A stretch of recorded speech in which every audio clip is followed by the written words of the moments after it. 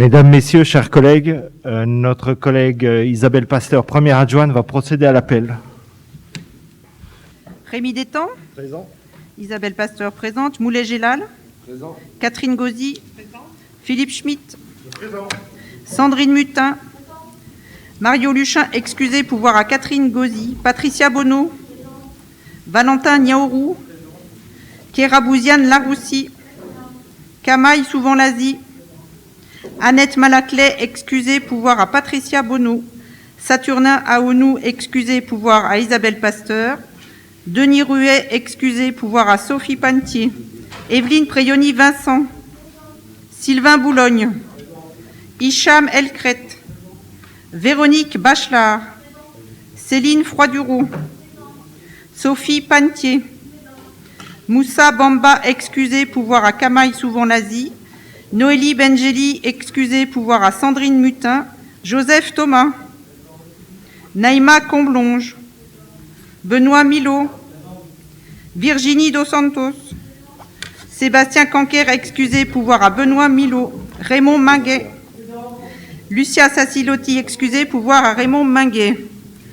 Le quorum étant atteint, nous pouvons valablement délibérer. Merci. Le cahier de séance sera tenu par Madame Patricia Bonneau.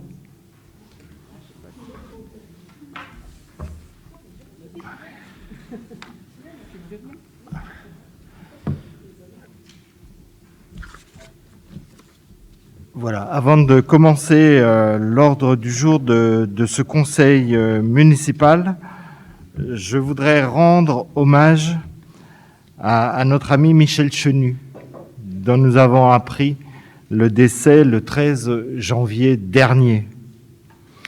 En effet, le 13 janvier dernier, Michel nous a quittés.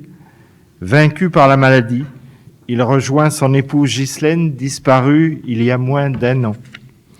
Tous deux s'étaient installés à Quetigny au début des années 70, à un moment où la ville connaissait un essor sans précédent. Le village agricole avait entamé sa transformation en une ville nouvelle sous l'impulsion du maire de l'époque, Roger Raymond, et de son équipe municipale, et accueillait une nouvelle population qui allait s'enraciner et s'impliquer sans compter pour développer une vie sociale locale riche et animée. Michel était à la fois un homme de réflexion et d'action. Fort de son ancrage terrien, il avait toujours à l'esprit les usages et les implications concrètes qui pouvaient découler de principes politiques, que ce soit dans le domaine agricole, qui était son cœur de métier, ou bien l'urbanisme et la culture, qui furent ses deux secteurs de prédilection en tant qu'élu. Son parcours professionnel, politique et militant témoigne de ce pragmatisme associé à un engagement intellectuel et politique très marqué à gauche. Élu de 1977 à 2001, Michel s'est attaché tout au long de ses mandats et engagements à défendre les valeurs humanistes, socialistes et laïques. Il a participé avec Ghislaine au bouillonnement politique et citoyen qui a durablement marqué Quetigny et continue aujourd'hui encore d'inspirer l'équipe municipale en place. En tant qu'adjoint, il s'est plus particulièrement impliqué dans les aménagements urbains et la politique culturelle de la ville. Il a contribué aux côtés des maires successifs, Roger Raymond, Hervé Vouillot, puis Michel Bachelard, à la construction de la ville imaginée sur la base du slogan « Un logement, un emploi, un arbre ». Passionné d'architecture, il a ainsi participé à l'organisation du quartier de la Fontaine-Village, notamment au travers de la création du lotissement de la Veuglotte. Cette démarche d'habitat participatif fait encore école aujourd'hui. Avec son collègue Jean-Claude Germand, que je salue, qui est présent ce soir, il s'est ensuite impliqué dans l'élaboration du quartier du Grand Chénier, avec les architectes urbanistes Alain Champetier de Ribes et Jean-Charles Lejac, avec qui il a conservé des liens d'amitié. Il était friand d'échanges aussi bien avec les jeunes architectes urbanistes dijonnais qu'avec Jacques Sgard ou Bernard Lassus, urbanistes paysagistes de renom, qui ont tous deux été les inspirateurs des principes urbains de Quetigny, à savoir une ville verte et aérée, à taille humaine, mêlant habilement habitat collectif, HLM et quartier pavillonnaire, mixité sociale et mixité des usages. Michel était à l'écoute des gens, soucieux des valeurs de l'éducation populaire qu'il promouvait à la fois dans son engagement professionnel en tant que formateur et dans son engagement politique. Adjoint à la culture de 1995 à 2001, Michel Chenu a mis toute son énergie au service du développement de l'action culturelle mise en place pour la première fois lors du mandat précédent. Son calme, son opiniâtreté et sa tranquille assurance ont permis d'assurer les fondations et le bon fonctionnement d'un service culturel de grande qualité dans la commune. Sensible à l'importance de la lecture sous toutes ses formes, il a contribué au développement de la bibliothèque municipale et au rayonnement de l'action théâtrale. Son ouverture d'esprit et sa culture personnelle ont contribué à l'installation pérenne d'une action culturelle ambitieuse et appréciée dans la commune. Enfin, Michel et Ghislaine étaient tous deux des militants dans l'âme. Ghislaine s'est ainsi beaucoup impliquée dans le comité de jumelage coopération, occupant le siège de vice-présidente, s'intéressant notamment aux questions d'égalité femmes-hommes. Ensemble, ils ont continué à s'investir dans le milieu associatif et politique de la ville de Bruz, à côté de Rennes, lieu de leur nouvelle vie près de leur fille Lydie, où ils avaient retrouvé des personnes, un terrain et un esprit propice à leur implication. D'ailleurs, Michel n'avait pas hésité à nous solliciter pour préparer au mieux la dernière campagne des municipales. La ville de Quetigny, l'ensemble de ses élus, anciens et actuels, les agents municipaux et l'ensemble des habitants saluent la mémoire de Michel Chenu, qui aura beaucoup œuvré pour la qualité de vie et le bien-être de ses concitoyens. Nous adressons nos condoléances et notre soutien à sa fille Lydie, ainsi qu'à toute la famille, et nous avons bien sûr une pensée pour Ghislaine. Et à présent, si vous le voulez bien, je vous invite à respecter 1 minute de silence.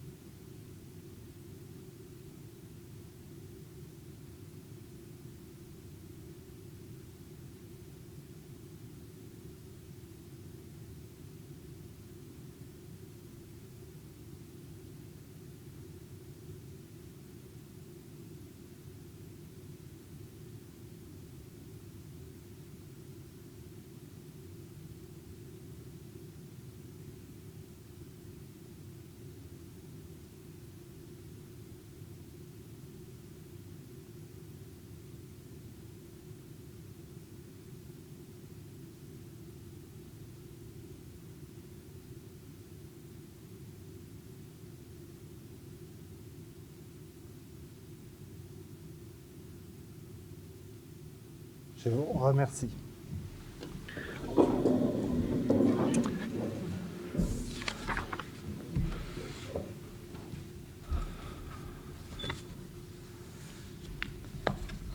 Sur les tables vous retrouverez 2 questions orales de notre collègue Raymond Maguet, donc au nom de Réinventons Quetigny, que nous regarderons à la fin de ce conseil municipal. Donc ces questions ont été envoyées vendredi soir. Elles sont évidemment dans les délais et nous les regarderons conformément à notre règlement intérieur. Le rapport numéro 1, c'est l'approbation du compte-rendu du conseil municipal du 14 décembre 2021. Y a-t-il des questions, des remarques? Monsieur Maguet. Monsieur le maire, comme d'habitude, nous nous abstiendrons sur ce compte-rendu tant que la possibilité de d'inscrire dans ce compte-rendu des explications de vote ne sera pas rétabli.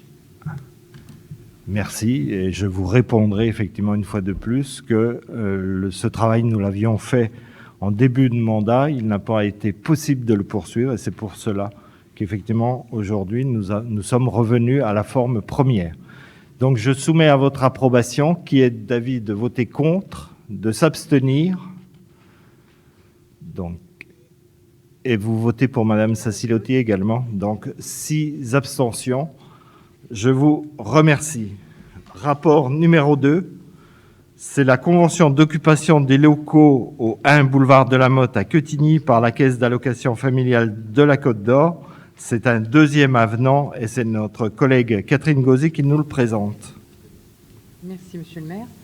Par convention en date du 14 février 2000, la commune de Quetigny a donné à bail à la Caisse d'allocation familiale de Côte d'Or des locaux lui appartenant 1 boulevard de la Motte dans les conditions principales suivantes.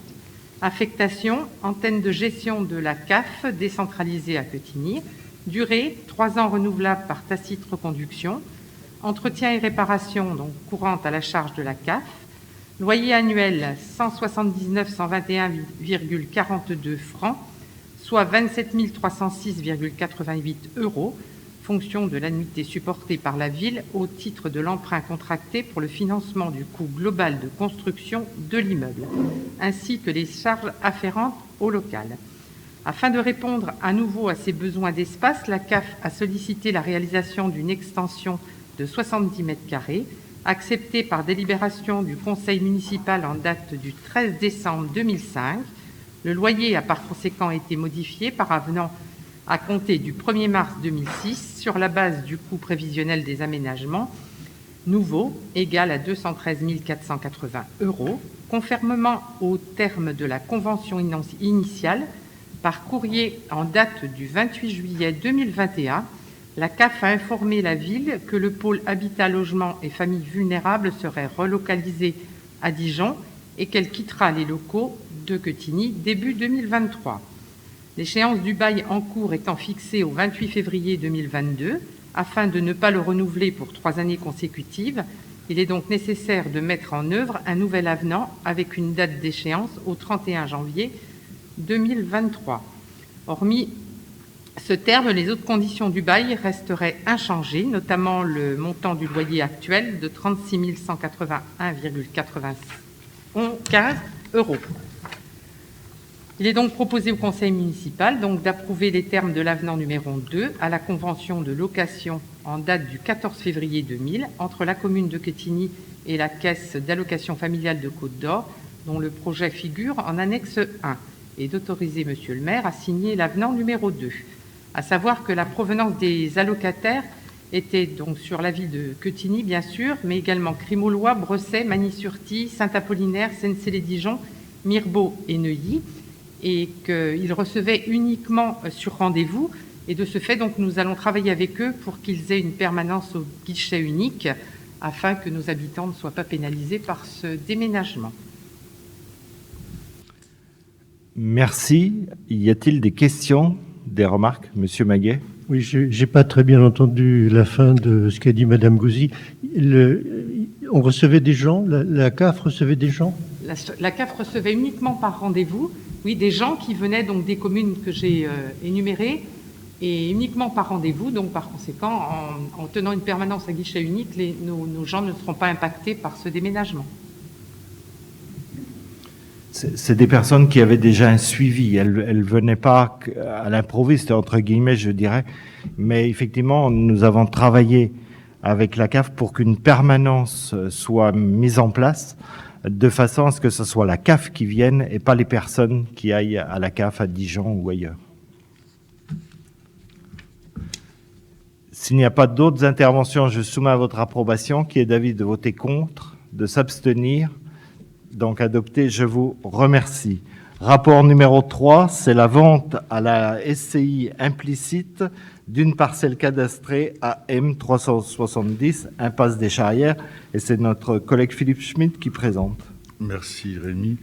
Donc, chers collègues, cette délibération, je ne vais pas vous la lire en entier parce qu'elle est longue, et surtout, on a déjà passé le 29 juin de l'année dernière. À l'époque, on voulait vendre ce terrain à Monsieur Ferraroli, qui n'a pas donné suite. Il s'est donc désisté. Et donc la société Ergos, qui est attenante à ce terrain, a souhaité donc acheter cette parcelle. Et donc pour y faire à la fois des bureaux et des espaces de coworking. Et donc il rachèterait donc ce terrain au même prix que celui de Ferraroli, donc en l'occurrence 100 000 €. Voilà. Merci. Y a-t-il des interventions, Monsieur Maguet? Oui, est-ce que c'est quel type de coworking? Ils louent leur bureau pour faire du coworking, Ergos? Alors, il y aura deux choses. Il y aura un espace, ce qu'on appelle l'espace bureau, mais qui sera aussi un showroom pour leur matériel, et donc présentation des matériels qu'ils vendent, et aussi donc un espace qui pourra évoluer dans le temps pour faire du coworking, donc prêter des espaces pour que les gens puissent travailler temporairement dans ces lieux. C'est du tertiaire, hein, bien Et sûr. deuxième question, la construction, est-ce qu'il y a des étages? Est-ce que c'est de plein pied?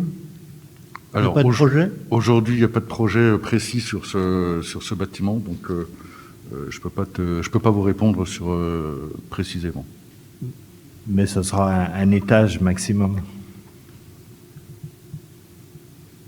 Merci. S'il n'y a pas d'autres interventions, je soumets à votre approbation, qui est d'avis de voter contre, de s'abstenir, donc adopté à l'unanimité. Je vous remercie. Rapport numéro 4, c'est le droit de préemption au profit de la commune sur les fonds de commerce, fonds artisanaux et baux commerciaux, et c'est toujours notre collègue Philippe Schmitt. Donc, par délibération en date du 17 décembre 2013, le conseil municipal a défini un périmètre de sauvegarde permettant à la commune de se substituer à l'acquéreur d'un fonds de commerce, d'un fonds artisanal ou d'un bail commercial sur le fondement des articles L. 214-1 et suivants du Code de l'urbanisme. Le périmètre concerne l'ensemble du territoire communal à l'exception de la zone industrielle de l'Europe, la zone d'activité des Charrières, le parc tertiaire du Golfe et le parc tertiaire du Cap-Vert, sauf les espaces de loisirs. Depuis 2013, la commune a œuvré à revitaliser le secteur de la place centrale Roger-Raymond en acquérant différentes cellules inoccupées qui ont ensuite été revendues à des professionnels de santé, en aidant au maintien d'une moyenne surface alimentaire sous l'ancienne casino ou encore à l'installation d'une nouvelle brasserie. En outre, le plan local d'urbanisme intercommunal Habitat-Déplacement a remplacé le PLU communal. Et Dijon Métropole est désormais compétente en matière de développement et d'aménagement économique, création, aménagement, entretien et gestion des zones d'activité industrielle, commerciale, tertiaire, artisanale, touristique, portuaire ou aéroportuaire. Au regard de ces éléments et de l'évolution du commerce sur le territoire communal, il est donc nécessaire que le conseil municipal procède à une nouvelle délimitation de périmètre de sauvegarde de commerce de proximité plus précise. C'est l'article L. 214-1 du Code de l'urbanisme. 3 espaces vous sont ainsi proposés. Vous les avez en annexe 4. La place centrale Roger-Raymond, afin de pérenniser l'action initiée par la commune depuis quelques années en matière de revitalisation de la place. L'espace commercial dit le Terminus, au boulevard de l'Europe, afin d'éviter que des mutations d'activité ne démunissent la commune de commerce de proximité dans ce secteur, et le périmètre constitué par l'îlot de logement rue Ronde, boulevard de la Motte et l'avenue du Cromois, comportant des commerces en pied d'immeuble, dont il apparaît nécessaire de suivre l'évolution. Conformément à l'article R 214-1 du Code de l'urbanisme, la Chambre des métiers de l'artisanat et la Chambre de commerce et de l'industrie de Côte-d'Or ont émis des avis favorables. Donc il est proposé au conseil municipal d'accepter l'instauration de périmètres de sauvegarde de commerce et de l'artisanat de proximité à l'intérieur desquels seront soumises au droit de préemption les cessions de fonds de commerce, de fonds artisanaux et de baux commerciaux, de définir les limites des 3 périmètres de sauvegarde du commerce de proximité dans les limites précisées en annexe 4. Voilà. Merci Philippe. Y a-t-il des questions, des remarques sur ce dossier? S'il n'y en a pas, je soumets à votre approbation, qui est d'avis de voter contre, de s'abstenir, donc adopté à l'unanimité. Je vous remercie.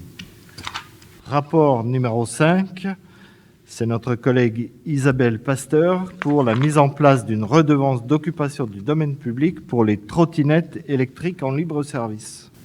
Alors oui, effectivement, Dijon Métropole donc, a retenu un opérateur unique qui est la société Irène pour la location de trottinettes électriques en libre service. Donc on aura l'installation de 5 trottinettes sur notre commune et je vous propose donc une redevance de 10 € par trottinette et par an.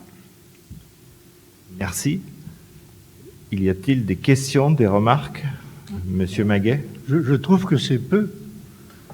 10 € sur l'année. L'objectif, c'est de développer le service, c'est pas de casser ce service. Donc, si on propose 10 €, c'est effectivement pour que l'usage se fasse de façon plus développée. De la même manière que je pense que les autres communes n'appliquent pas une redevance très élevée non plus. Je crois qu'on a à peu près tous à 10 €. Elle est à l'échelle métropolitaine, pratiquement, la redevance. C'est un service qui est lancé, c'est 5, seulement, on pourrait dire 5 trottinettes.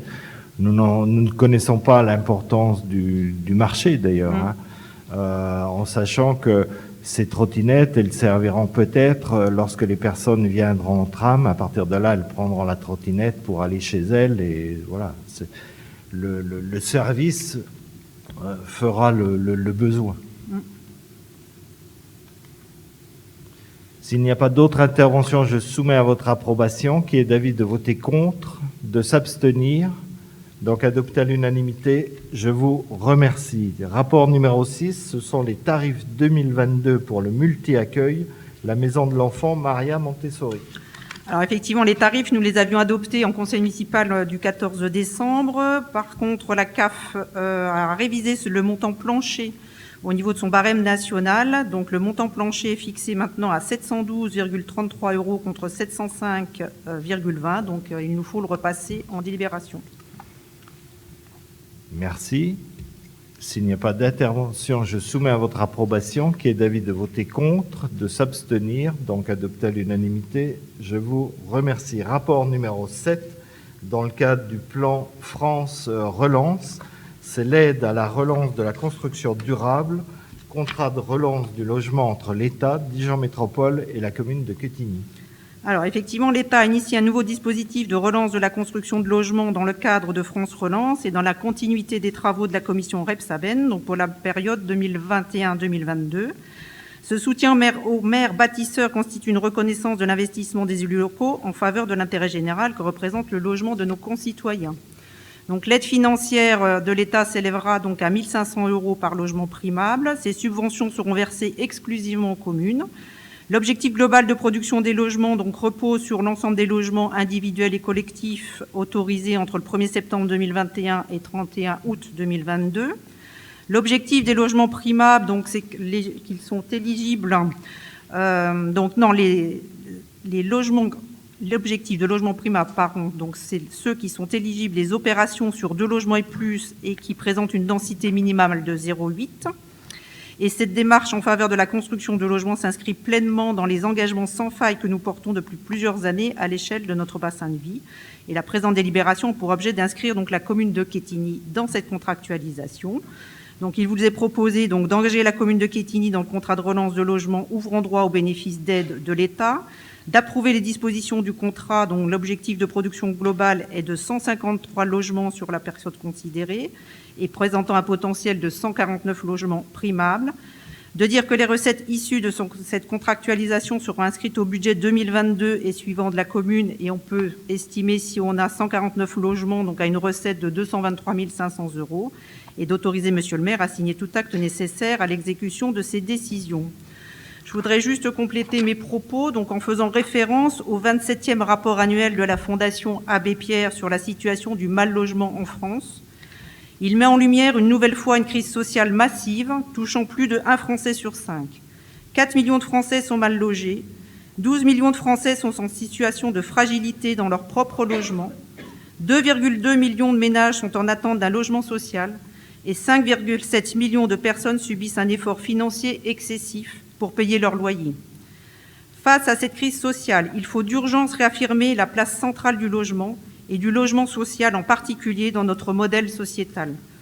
Depuis de nombreuses années, à Quetigny, le logement est au cœur de nos préoccupations.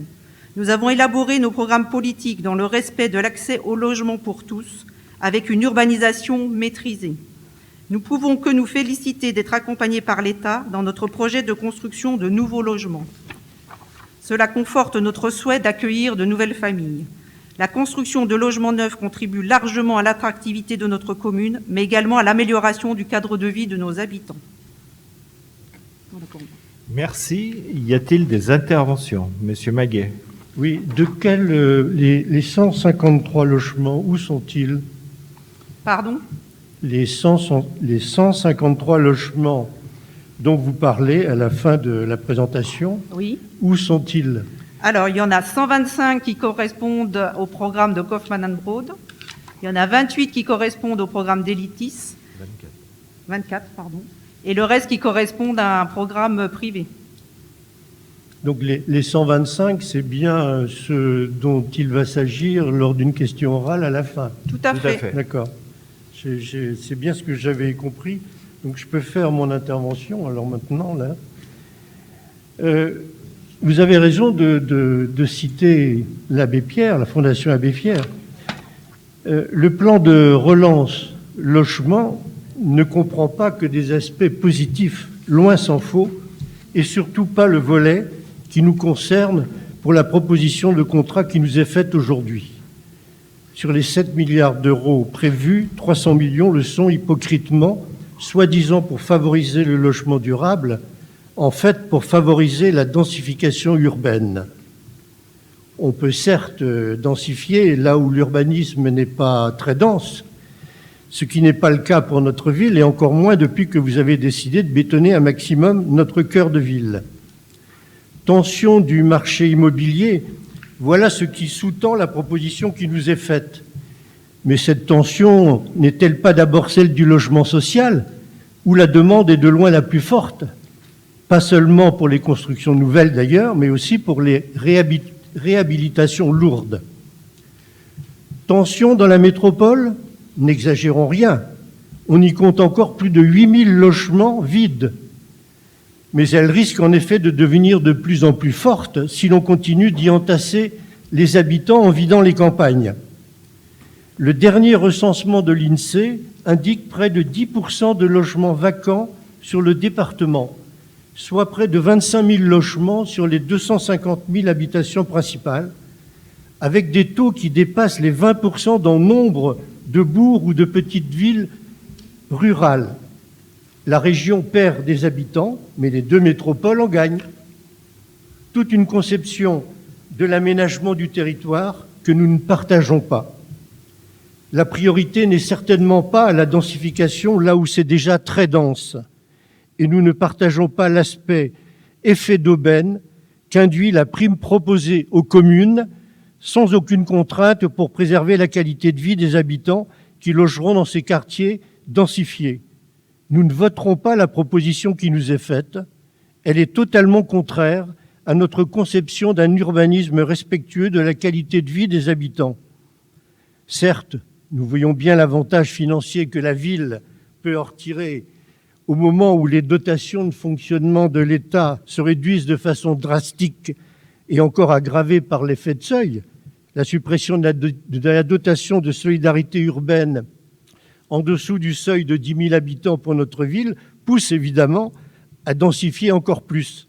Pour autant, la réponse à ces critères pervers ne peut être toujours plus de logements et plus de béton.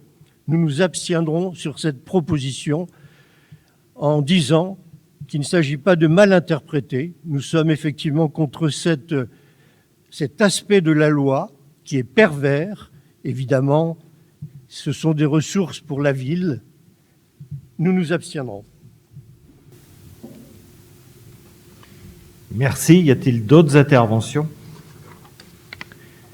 Il n'y en a pas.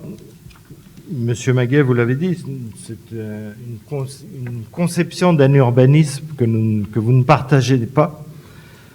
Pour autant, vous avez certainement lu la loi climat et résilience, d'ailleurs dont on fait mention dans ce délibéré, et qui intègre la ZAN, zéro artificialisation nette. Ça veut dire qu'en 2030, on devra urbaniser moitié moins que ce que l'on urbanise aujourd'hui sur des terrains agricoles, par exemple. Et en 2050, il n'y aura plus d'artificialisation de terrain. Ça veut dire que nous sommes précurseurs. Nous sommes plutôt en avance. Nous sommes plutôt en amont. Et je veux mettre en avant justement nos qualités à ce niveau-là.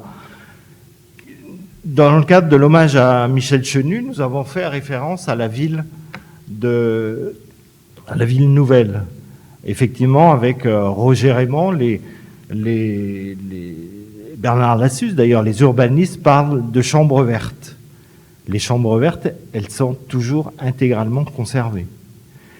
Les bâtiments qui se construisent aujourd'hui se construisent sur des terrains qui étaient déjà occupés par des habitations.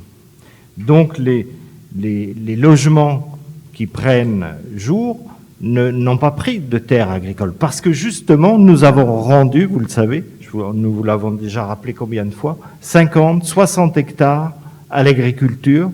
Si nous n'avions pas fait cela, c'est ces 50, 60 hectares qui auraient été artificialisés. Les allées cavalières, comme elles ont été construites, imaginez, c'est 400 propriétés sur 37 hectares. Aujourd'hui, nous ne connaîtrons plus ce type d'urbanisme. C'est un urbanisme d'un autre âge. Aujourd'hui, nous devons effectivement prendre en compte ces données, mais surtout, Quetigny aujourd'hui a le tram. Et nous devons effectivement construire en proximité du tram, parce que ça veut dire que les personnes qui vont habiter ces immeubles, ces appartements, vont prendre le tram sans prendre de voiture. Et de fait, on évite les pendulaires que l'on voit le matin, où la rocade est saturée, l'arc est saturé. Eh bien, grâce à cette conception d'un urbanisme tout à fait raisonné, vous avez tort de rappeler à qui veut l'entendre que nous avons bétonné la place centrale. Et d'ailleurs, Jean-Marie Vallée, vous l'avez rappelé, la place centrale est moins bétonnée qu'avant. Donc, vous voyez, aujourd'hui, nous pouvons imaginer, concevoir des urbanismes qui soient respectueux de l'environnement et surtout respectueux des habitants. Parce que ce qui nous intéresse aussi, c'est les familles, les personnes qui vont habiter ces immeubles. Tout à l'heure, nous allons passer à le vœu contre la fermeture de l'école d'une classe au Huche. C'est aussi la conséquence de cet urbanisme qui ne s'est plus fait depuis quelques années. Et si aujourd'hui, nous ne construisons pas, et vous avez fait allusion au recensement métropolitain national, mais à l'échelle locale, Quetigny a perdu encore des habitants, c'est plus des classes que nous allons fermer, c'est carrément des groupes scolaires. Et si aujourd'hui le projet Kaufmann intègre justement une résidence pour les personnes vieillissantes, c'est parce que la population de Quetigny vieillit. Aujourd'hui, il y a 300 personnes de plus de 80 ans. En 2026, je crois, peut-être 2028, il y aura 900. Donc nous voyons bien un vieillissement naturel des habitants de Quetigny, et c'est cet urbanisme-là qui permettra que nos enfants, déjà simplement nos enfants, puissent rester vivre à Quetigny, et puis d'accueillir des couples avec des enfants, et ainsi de redonner vie à la cité qui, sans ça, serait une cité vieillissante et qui n'aurait plus d'âme, qui n'aurait plus de vie. Voilà aussi l'intérêt de l'urbanisme que nous proposons aux habitants de Quetigny. Et d'ailleurs, les habitants ne s'y sont pas trompés, puisqu'ils nous ont élus majoritairement aux dernières élections. Et notre projet intégrait le programme pour lequel nous travaillons chaque jour. S'il n'y a pas d'autres interventions, je soumets à votre approbation, Monsieur Maguet. Je crois que nos divergences sont profondes sur cette question-là. Quand vous dites zéro artificialisation des sols, je partage, encore que si il prend l'envie à de nombreux habitants de la région parisienne d'aller habiter ailleurs que là, ou d'autres grandes métropoles, il faudra probablement regarder d'un peu plus près ce que ça veut dire artificialisation des sols. Ça ne doit pas être, je dirais, un slogan brutal. L'artificialisation des sols, ça se regarde pas simplement sur l'habitat humain, ça se regarde sur l'ensemble, sur les zones commerciales, sur les zones industrielles, sur les zones artisanales. C'est sur l'ensemble qu'il faut regarder si on veut préserver la qualité de vie des habitants. Pourquoi est-ce qu'on veut toujours entasser de plus en plus les habitants dans des métropoles? Il y a tant de villes où c'est agréable de vivre qu'on délaisse, où les services publics ferment, alors qu'on pourrait investir massivement dans ces villes moyennes ou petites villes de campagne. On ne le fait pas. Toujours pour la même raison, on entasse dans les métropoles. Et c'est pas rien qu'à Dijon qu'on voit ça. C'est un phénomène national, c'est un phénomène mondial. Comment peut-on espérer aujourd'hui revivifier les campagnes avec une proximité des habitants avec la nature si on continue dans ce sens-là? C'est toute une autre conception de l'aménagement du territoire que nous défendons parce que, un jour ou l'autre, les gens, ça commence d'ailleurs déjà, les gens n'acceptent plus de vivre entassés dans des quartiers denses. Et ici, sur le centre de Quetigny, c'est ce que vous avez fait. Et il ne s'agit pas simplement de compter le nombre d'habitants qu'il y a ici sur notre ville. Il s'agit aussi de voir quelle est la répartition sur un territoire plus important. L'ensemble de la Bourgogne perd des habitants. Seules les métropoles de Dijon et de Besançon en gagnent. Il faut quand même réfléchir à l'évolution de ces phénomènes-là et pas toujours courir chacune des communes après la recherche de nouveaux habitants. Les communes, ça a une vie. Quelquefois, ça diminue. Quelquefois, ça augmente. C'est pas toujours une augmentation systématique de l'habitat pour les villes. Ça, c'est une réflexion que vous n'avez peut-être pas suffisamment. Je pense qu'on ne va pas passer à une joute verbale. C'est, vous l'avez dit, j'en suis d'accord, c'est une conception d'un urbanisme différent. Et l'écoparc Dijon-Bourgogne s'est rapproché les habitants de leur lieu de travail. C'est aussi ça, cette réalité. Si vous habitez à Nolay, et j'entends effectivement vos colistiers et amis de même sensibilité par rapport à l'urbanisme, dire oui, on devrait plus permettre d'habiter à Nolay. Sauf qu'à Nolay, il n'y a pas de travail. Donc s'ils habitent à Nolay, ils vont revenir à Dijon en voiture pour travailler. Parce que le travail, il est dans les métropoles. C'est une réalité. Donc nous voyons bien que nous sommes effectivement en opposition par rapport à cette idée d'urbanisme.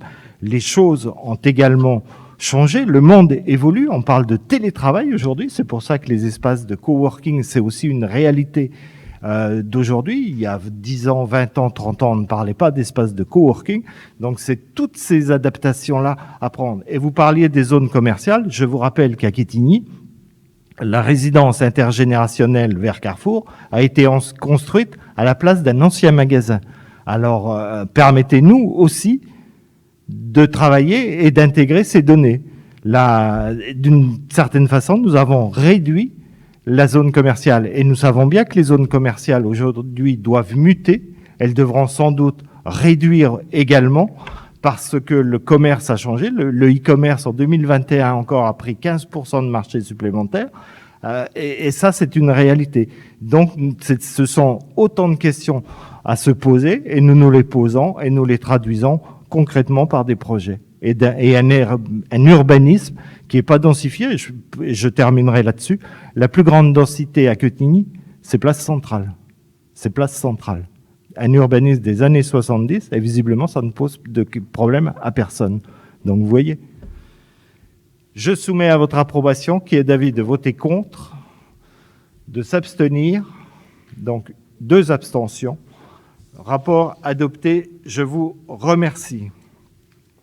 Le rapport numéro 8, adhésion à l'association pour la création de l'association syndicale autorisée de la Norge, et c'est M. Philippe Schmitt qui nous le présente. La pérennisation des ressources en eau devient un enjeu stratégique.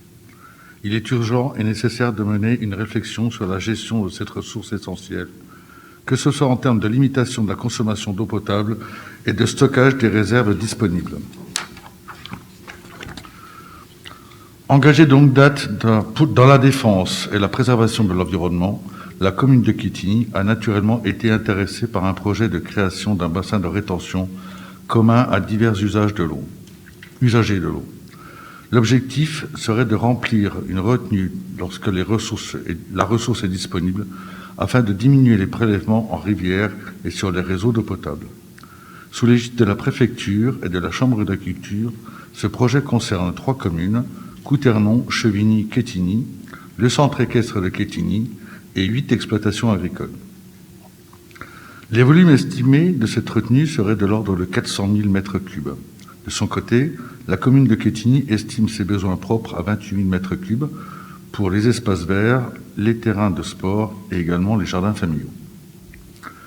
Afin d'initier ce projet et d'engager les études de faisabilité, il est nécessaire que les différents acteurs ayant un intérêt commun se regroupent au sein d'une association constituée afin de porter le projet et diligenter les études techniques, notamment détermination de l'origine de l'eau stockée, accompagner les acteurs en vue d'obtenir des financements et de définir le parcellaire nécessaire à la constitution de l'association syndicale.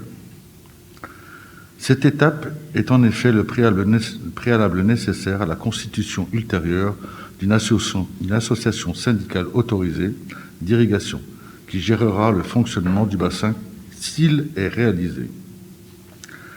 Il est proposé au conseil municipal d'adhérer à une association régie par la loi du 1er juillet 1901, ayant pour titre « Association pour la création de l'association syndicale autorisée de la Norge », dont les principales dispositions des statuts, donc que vous trouverez en annexe 7, sont les suivantes. Le siège social sera la maison de l'agriculture de Côte-d'Or à Bretonnière. La durée de l'association prendra fin au plus tard à la date de la création de l'ASA de la Norge ou sur décision de l'Assemblée générale extraordinaire. Les membres sont membres actifs, les institutions et les exploitants agricoles qui sont intéressés pour pouvoir utiliser l'eau d'un futur bassin et qui sont donc demandeurs d'un certain volume d'eau à terme. Les droits de vote. Les membres actifs bénéficient d'une voix par tranche de 5 000 mètres cubes engagés. Un membre ne peut détenir plus de 10 voix. Les ressources de l'association sont constituées par le montant des cotisations fixées par le règlement intérieur et qui peut être modifié par l'Assemblée générale ordinaire, les subventions, les appels de fonds nécessaires à la réalisation des projets. La direction est composée d'un bureau de 4 membres, choisi par les membres actifs et élus pour 2 ans par l'Assemblée générale ordinaire. L'Assemblée générale ordinaire comprend tous les membres de l'association et se réunit chaque année au cours du premier semestre. Les compétences de l'Assemblée générale ordinaire sont les suivantes. Décider de toute admission ou radiation d'un membre, à l'exception des membres d'honneur qui sont désignés par le président. Désigner ou radier les membres du bureau. Modifier le montant de la cotisation annuelle. Approuver le rapport annuel du président. Approuver les comptes annuels du trésorier.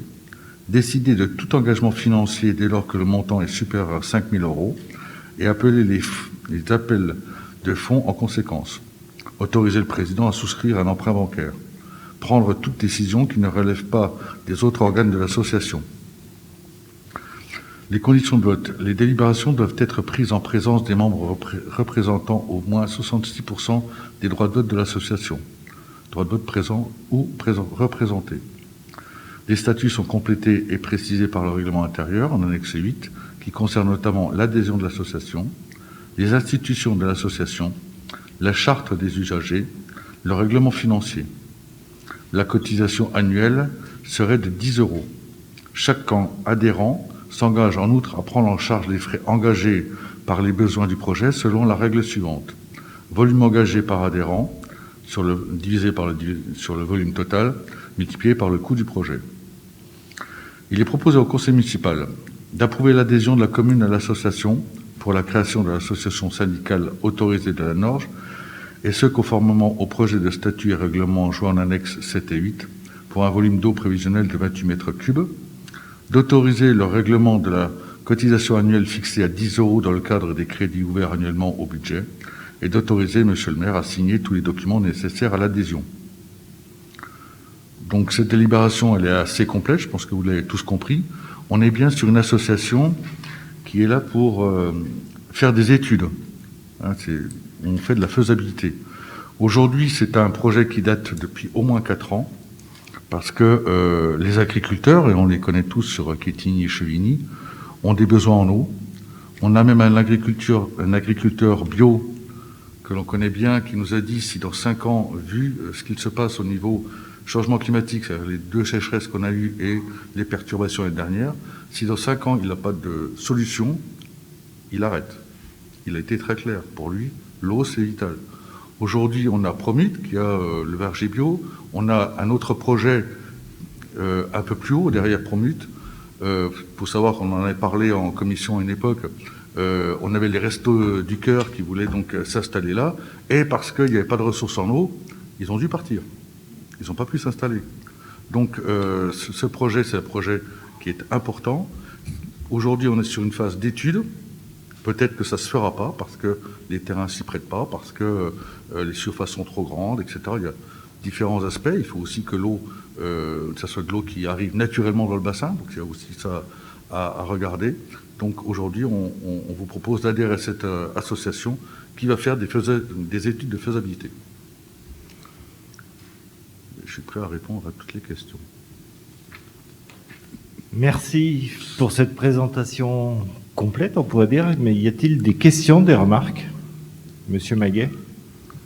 Oui, avec le réchauffement climatique et les périodes de sécheresse à répétition, les bassins d'irrigation ou bassines sont un peu partout dans l'air du temps. Un bassin de 400 000 mètres cubes, ce n'est pas immense, mais ce n'est pas rien. En volume, c'est comparable, par exemple, en un peu moins grand, à la base nautique d'Arc-sur-Tille. Nous voterons l'adhésion à l'association en souhaitant qu'un débat s'engage sur ce projet. Comme chaque fois qu'un tel projet voit le jour, beaucoup de questions se posent. Par exemple, quelle sera l'origine de l'eau stockée? Uniquement l'eau d'écoulement des pluies ou en partie par pompage dans la nappe? À titre d'information, le département a décidé la création d'une retenue d'eau sur la commune de Périgny pour des cultures de maraîchage bio sur 20 hectares afin d'alimenter les EHPAD et les collèges. Cette retenue prévue par pompage dans la nappe de Dijon Sud est pour nous un non-sens écologique. L'eau stockée s'évapore, surtout en été. Quel sera le pourcentage de perte si on peut la réduire, par exemple en recouvrant le bassin de panneaux photovoltaïques? Elle n'en sera pas moins réelle. Quelle utilisation de cette eau servira essentiellement pour l'agriculture? L'agriculture industrielle pour des cultures très gourmandes en eau, comme le maïs? Ou pour une agriculture biologique plus sobre en eau? Quelles conséquences sur les cours d'eau et la biodiversité qu'ils entretiennent? Si on peut concevoir qu'une partie de l'eau des cours finit dans la mer ou dans les lacs, elle n'en est pas moins indispensable à la biodiversité tout au long de son parcours. Quel coût pour les collectivités et les autres utilisateurs? Nous ne sommes pas par principe opposés à ce type de projet, mais notre avis ultérieur dépendra évidemment des réponses aux questions évoquées ci-dessus. Alors, je vais répondre, monsieur le maire. Il y a beaucoup de points dans votre intervention, monsieur Maguet. Et sur un bon nombre de questions que vous posez, je me pose aussi les mêmes questions. D'où va venir l'eau? Pour quel usage? On est bien d'accord que si c'est pour faire de l'agriculture intensive, je me vois très mal défendre un projet où on aura du maïs qui sera arrosé jour et nuit pendant 23 jours. Donc toutes ces questions-là, on va y répondre. Enfin, les agriculteurs vont y répondre parce que c'est eux les principaux intéressés. Quand il va falloir construire le bassin, ce sera aussi au prorata des mètres cubes demandés. Et je peux vous dire qu'il y a certains agriculteurs qui aujourd'hui sont sur des demandes assez importantes, qui à un moment donné vont réduire. Mais c'est aussi tout le travail, on a discuté avec la Chambre d'agriculture, c'est tout le travail qu'ils vont faire sur, les consommations d'eau et sur les productions. Peut-être il faudrait changer de céréales, des céréales moins consommatrices. Il y a tout un travail qu'ils vont faire aussi de leur côté. Sur l'eau qui alimentera ce bassin, évidemment, on n'ira pas taper dans la nappe. Ça, c'est évident. Par contre, on se réserve à toutes les possibilités quand il y a, en hiver, quand la Norge elle est bien remplie, l'eau elle part directement, aller un peu plus loin. Ben pourquoi à ce moment-là ne pas tirer un peu d'eau dans la Norge pendant que la rivière est bien compris. Il y a beaucoup d'eau. Donc, sur le coût, c'est le dernier point que vous avez abordé. Les coûts aujourd'hui, puisqu'on est bien sur une étude de faisabilité, on est sur un coût de 1 200 euros pour les premières études, et ça ne pourrait pas dépasser les 3 000 euros, d'après les chiffres qu'on a eu pour l'instant, comparativement aux 28 000 mètres cubes que nous, on a demandé. Hein, on est bien sur le rapport. Est-ce que j'ai répondu à votre question? Merci. Y a-t-il d'autres questions? Il n'y en a pas. Je soumets à votre approbation, qui est d'avis de voter contre, de s'abstenir, donc adopté à l'unanimité. Et je vous remercie. Rapport numéro 9, notre collègue Philippe Schmitt veut vendre une balayeuse Carab Major. Encore. Bon, ben là, je pense que vous avez tous compris cette délibération. Je ne vais pas revenir dessus parce qu'elle est assez technique.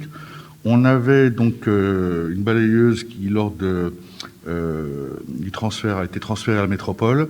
Aujourd'hui, cette balayeuse, elle a 10 000 heures au compteur. Elle est vraiment très fatiguée. De plus, le Grand Dijon a réinvesti dans un parc de matériel qui seront avec toutes les mêmes balayeuses. Comme ça, les opérateurs n'ont pas à se poser de questions. Ils connaîtront tous la machine. Et donc, on est un certain nombre de villes à être dans le même cas où on récupère des balayeuses que l'on va vendre.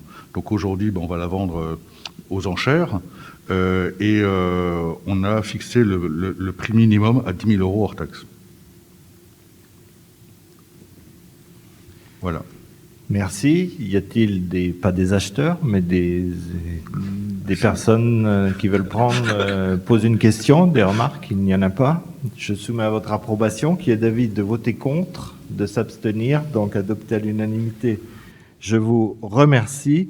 C'est toujours notre collègue qui nous présente le rapport 10, qui est donc une convention de servitude entre la ville et GRDF pour la traversée d'une canalisation souterraine sur une propriété de la ville cadastrée AO numéro 23 et qui est située rue des Huches. Je crois que tout a été dit dans le titre. Hein. On a l'habitude de ce genre de convention de servitude. GRDF va implanter, on a le plan en annexe vers un des immeubles, le long d'un immeuble de la rue des Huches, une canalisation, et donc ils demandent à la ville de pouvoir faire leurs travaux. Donc rien de spécial là-dessus, on va les laisser travailler. Merci. Y a-t-il des interventions? Donc je soumets à votre approbation, qui est d'avis de voter contre, de s'abstenir, adopté à l'unanimité. Je vous remercie. Rapport numéro 11, qui est donc la création d'un contrat de projet pour l'emploi de chargé de mission développement soutenable. Et vous avez pu le lire, un décret de février 2020 donc, a créé pour la fonction publique un nouveau type de contrat, dénommé contrat de projet, qui permet de recruter un agent sous statut contractuel non permanent afin de répondre à un besoin lié à la réalisation d'un projet ou d'une opération temporaire de la collectivité. Et c'est pour cela que je vous propose le recrutement d'un agent contractuel pour mener à bien le projet Agenda 2030 et la définition des objectifs et du plan d'action à mener dans le cadre du développement soutenable. Comme il a été dit et reprécisé, c'est un emploi non permanent de chargé de mission développement soutenable et résilience territoriale. Vous avez les conditions, c'est pour une durée hebdomadaire de 37 heures qui correspond au rythme de travail en vigueur au sein de notre collectivité.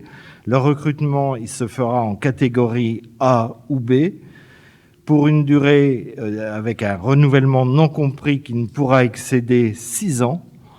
Et la rémunération sera fixée en référence à la grille indiciaire des attachés pour la catégorie A et des rédacteurs pour la catégorie B et du régime indemnitaire en vigueur au sein de notre collectivité. Voilà pour le recrutement de ce chargé de mission développement soutenable. Oui, Philippe. Je voulais intervenir donc par rapport à ce chargé de mission. Vous l'avez tous compris, c'est pour remplacer Benoît Cubiac, que vous connaissez tous. Donc je me réjouis d'avoir quelqu'un avec qui travailler, tout simplement.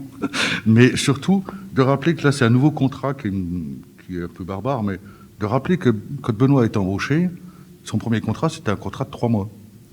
Et on a continué à travailler, et Benoît est resté, je ne sais plus combien d'années, longtemps. 8 ans, donc, rappelons-nous que c'était 3 mois. On n'est pas limité.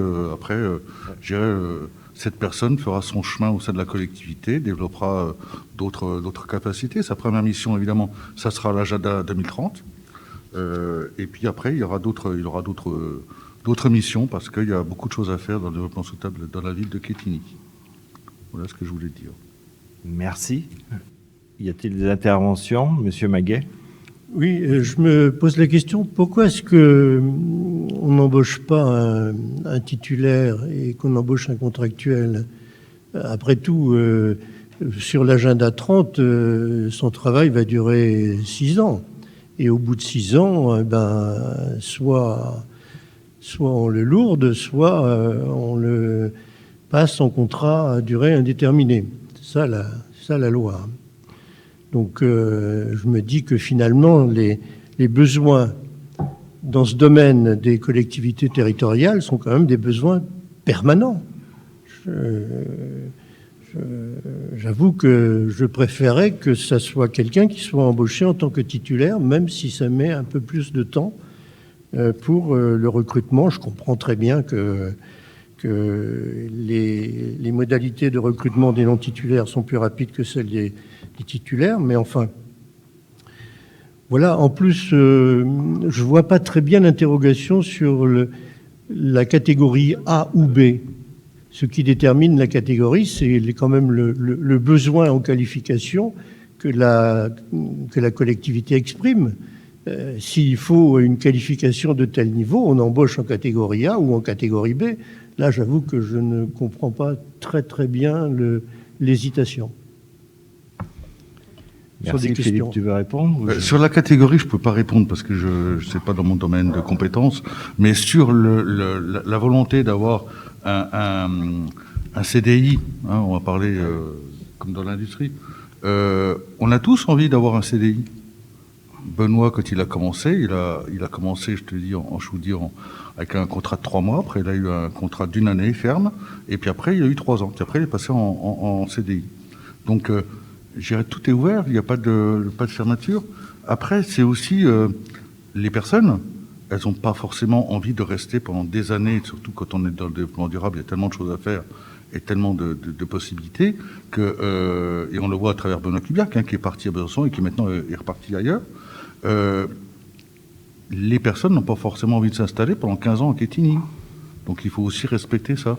C'est aussi cette personne qui, à un moment donné, quand il aura pris la température à Quetigny, quand il sera installé, qui pourra nous dire s'il a envie de continuer. Je crois qu'il faut aussi respecter ça. Mais on n'est pas parti pour le garder que 3 mois. On est parti pour le garder plusieurs années. Le développement durable, je suis d'accord avec vous, Monsieur Maguet, il est pérenne. Mais la mission, là, elle est inscrite dans le temps, 6 ans. Peut-être qu'elle sera terminée avant, d'ailleurs. Et l'avantage d'une personne contractuelle, ça ouvre davantage le champ des possibilités avec des formations, des cursus qui ne sont pas forcément aujourd'hui dans la fonction territoriale. Et D'ailleurs, par rapport au cadre A, cadre B, Benoît Kubiak, pour pas parler de lui, nous l'avons recruté catégorie B. Et il est parti catégorie A. Et il a fait un travail formidable d'ailleurs. Mais comme l'a rappelé Philippe, effectivement, au départ, c'était une mission sur un temps court, enfin qui était déterminé. Mais nous l'avons gardé compte tenu de la qualité de son travail. Nous l'avons gardé plus longtemps. Donc rien n'est fermé, mais en tout cas aujourd'hui, la mission, effectivement, cette mission sur l'agenda 2030, elle est prévue sur une période de 6 années, peut-être moins d'ailleurs, ou peut-être plus, mais l'avenir nous le dira. Ensuite, la personne est remerciée. Pas nécessairement. C'est ce que vous me dites. Benoît Kubiak, nous l'avons gardé bien plus que 6 ans. Elle est recrutée pour une durée de 6 ans, Mais peut-être moins. Rien n'empêche après de refaire un nouveau contrat. Après, vous faites un CDI, oui, d'accord. Il peut passer. Mais quel est l'intérêt de commencer par 6 ans de contrat à durée déterminée, ensuite de passer en CDI? Il vaut mieux passer directement en statut de titulaire. Mais peut-être que nous ne garderons que 6 ans. Les statuts de titulaire n'empêchent pas la mobilité. C'est pas parce qu'on est contractuel qu'on a de la mobilité et titulaire, on reste en place pendant 50 ans au même endroit. Pas vrai. Voilà, mais le contrat qui est proposé ce soir, c'est pour 6 ans. Donc je soumets à votre approbation, qui est d'avis de voter contre, de s'abstenir. Donc adopté, je vous remercie. Rapport numéro 12, c'est donc un débat que nous devons avoir, un débat obligatoire sur la protection sociale complémentaire des agents. Peut-être vous rappeler le cadre légal et le contexte national. Il vous est rappelé la protection sociale complémentaire est constituée des contrats que les agents territoriaux souscrivent auprès de prestataires en santé en complément du régime de la sécurité sociale et en prévoyance, permettant ainsi de couvrir le risque de perte de traitement en cas d'absence médicale prolongée, ainsi que de prévoir les compléments de salaire ou de retraite en cas d'indemnité partielle ou totale et un capital décès. Le législateur a prévu en 2007 la possibilité pour les employeurs territoriaux de participer financièrement au contrat de leurs agents par le biais de 2 dispositifs, soit par la souscription individuelle d'un contrat dit labellisé, c'est-à-dire référencé par des organismes habilités, ou par la souscription d'une convention collective dite de participation à l'issue d'une procédure de consultation ad hoc respectant les principes de la commande publique. L'ordonnance 2021 du 17 février 2021 prévoit de transformer cette aide facultative en participation obligatoire pour la prévoyance à partir du 1er janvier 2025 et pour la santé à partir du 1er janvier 2026. Ces dispositions visent à permettre aux agents de bénéficier d'une couverture assurantielle les garantissant contre la précarité et d'harmoniser la législation déjà en vigueur dans le secteur privé. Des décrets d'application sont en attente de publication qui détermineront notamment des montants de référence applicables à chaque garantie, la portabilité des contrats en cas de mobilité, le public éligible, la situation des retraités, la situation des agents multi-employeurs et la fiscalité applicable. L'ordonnance prévoit l'obligation pour les employeurs territoriaux d'organiser un débat sans vote sur ce sujet au sein de leur assemblée délibérante, qui fait donc l'objet du présent rapport. Au niveau du contexte local, évidemment Quetigny n'a pas attendu, puisque la ville a souhaité mettre en œuvre dès l'origine une participation financière au contrat santé et a ouvert cette participation à compter du 1er janvier 2014 au contrat prévoyance. L'utilisation pour chaque garantie du dispositif de labellisation permet aux agents territoriaux de choisir librement leur organisme.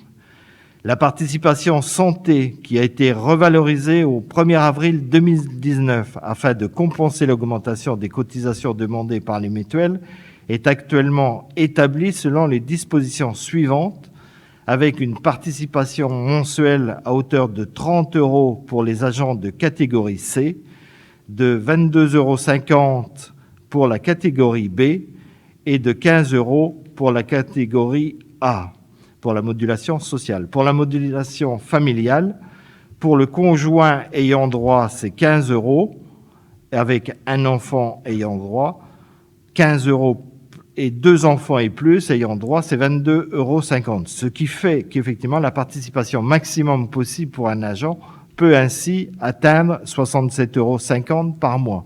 Et nous avons fait le choix, en discussion d'ailleurs avec les représentants des agents, de donner plus aux catégories C, celles qui évidemment ont une échelle indiciaire moins importante, et moins en catégorie A, comme vous avez pu le voir. Ce sont actuellement 119 agents qui bénéficient d'une participation en santé et 49 agents qui bénéficient d'une participation prévoyance, certains d'ailleurs pour les deux garanties, pour un coût annuel global pour la collectivité d'un peu plus de 55 000 €. La ville entend maintenir dans le temps cette participation sociale pour ses agents, indispensable face au coût indéniable des frais de santé qu'ils peuvent supporter et pour continuer à les aider à affronter les accidents de la vie. Il vous est donc demandé de prendre acte du débat concernant la protection sociale complémentaire des agents territoriaux de la ville de Quetigny. Et puisque c'est un débat, la parole, évidemment, est libre. Y a-t-il des interventions? Monsieur Maguet? Je me pose une question. 119 agents bénéficient d'une participation en santé, 49 une participation prévoyance, et les autres? Ils ont, pour certains, pas de protection, de prévoyance par exemple, et pour d'autres, ils sont dans d'autres organismes, c'est leur choix. Et quelquefois, par exemple, vous avez des conjoints qui ont une couverture plus intéressante que par rapport à ce qu'ils pourraient avoir en tant qu'agent territorial. Non, ce que je voulais savoir, c'est qu'il n'y a pas d'exclusif, quoi. Non. Non. Et la volonté, nous sommes bien d'accord, c'est de permettre au plus grand nombre, et catégorie A comme catégorie C, et notamment pour éviter les accidents de la vie, comme il a été rappelé, lors de maladies graves et autres. Je partage le choix qui a été fait par les municipalités antérieures et le fait qu'il y ait justement cette répartition plus favorable pour les agents de catégorie C et B. Je m'interroge quand même sur le débat, c'est-à-dire quel débat on peut avoir là-dessus. On n'a pas d'éléments. Il y a des décrets qui vont être pris, ils vont indiquer les taux. C'est plutôt à ce moment-là qu'il faudrait qu'on ait le débat, non? J'avoue que je suis un peu démuni par rapport à ce point qui est présenté pour le débat. La loi nous fait obligation, c'est ce que nous respectons, mais effectivement, dans la mesure où la protection est existante, il pourrait y avoir débat s'il n'existait pas, par exemple. Oui, j'imagine que ce sont les partenaires sociaux qui ont demandé pour avoir des garanties que cette mise en application soit la meilleure possible. Ils ont demandé à ce que les collectivités locales aient un débat, mais j'ai peur qu'on soit un peu démunis pour aujourd'hui. Tout à fait. Merci. S'il n'y a pas d'autres interventions, je vous propose de passer au dossier suivant. Le rapport 13, c'est la modification du tableau des emplois. Donc, en premier, nous avons une création au 1er mars 2022 d'un poste d'assistant d'enseignement artistique principal première classe à temps complet. Là, c'est dans le cadre d'un changement de temps de travail. Et puis, après, nous avons toute une suite de suppressions au 1er mars 2022. Donc, comme il est précisé, après avis favorable du CT du 17 décembre dernier, et ces suppressions font suite soit à des mutations, des changements de grade, des promotions internes, des retraites. Il y a une mise en disponibilité également. Voilà, je peux les balayer évidemment une par une si quelqu'un le demande, mais ce sont les raisons, en tout cas, pour lesquelles ces suppressions d'emplois sont faites, et évidemment qu'après, il y a des créations dans les nouveaux grades, par exemple. Donc, s'il n'y a pas de demande, je soumets à votre approbation. Qui est d'avis de voter contre, de s'abstenir? Donc, adopté à l'unanimité, je vous remercie. Rapport 14, c'est notre collègue Moulay-Gélal qui nous présente la mise à jour du règlement de fonctionnement du multi-accueil Maria Montessori. Oui, il vous est proposé à travers cette proposition de délibération, d'appliquer en fait l'entrée en vigueur de la loi numéro 2020-1525 d'accélération et de simplification de l'action publique, et en décembre 2020, de l'ordonnance du 19 mai 2021 et du décret du 30 août 2021 rendant nécessaire des adaptations du règlement de fonctionnement. Donc vous avez les différentes modifications qui sont proposées au règlement intérieur qui permettent en fait d'intégrer les nouvelles directives nous faisant obligation à travers cette loi ASAP. Si vous avez des questions, je me tiens à votre disposition. Je ne vais pas entrer dans le détail puisque c'est d'ordre réglementaire et de clarification à l'égard des familles, des usagers et pour le fonctionnement, ce sont des précisions aussi. Quand on ne dit plus relais assistante maternelle, par exemple, on dit relais petite enfance. On ne dira plus multi-accueil, mais on dira grande crèche pour Quetigny. Donc voilà pour toutes les modifications. Et puis sur les visites médicales et le médecin traitant. Et ça ne sera plus le médecin, par exemple, pour l'article 10. La visite médicale est dorénavant réalisée par le médecin traitant et non plus par le médecin de la structure. Voilà pour les exemples. Si vous avez des questions, c'est simplement de se mettre en conformité. Merci Moulet. Y a-t-il des... Oui, Monsieur Maguet.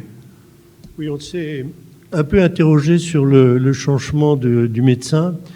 C'est pourquoi c'est les familles qui préfèrent que ce soit le médecin traitant qui prenne la décision plutôt que le médecin de l'accueil. C'est une question. Hein. Moi, Non, mais il n'y a aucun souci. J'entends bien la question. Simplement, c'est une obligation qui nous est faite et aucunement une volonté de notre part ou de celle des familles. D'accord. Voilà.